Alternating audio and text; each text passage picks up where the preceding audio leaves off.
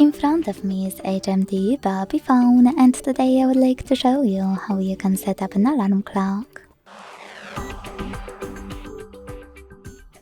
Begin by opening menu and going into Alarm Clock app. Then tap on a new alarm and customize it however you want to. First of all, set up an hour.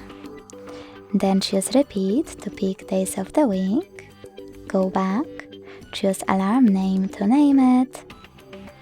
Choose alarm tone to pick a perfect ringtone for you.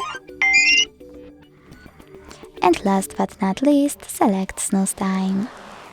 Then go back to set time section and click on the middle button. As you can see, my alarm was successfully created.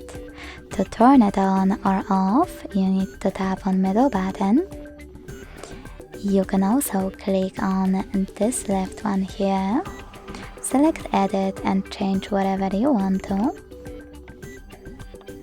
And to get rid of it, click on left button again, select delete and wait.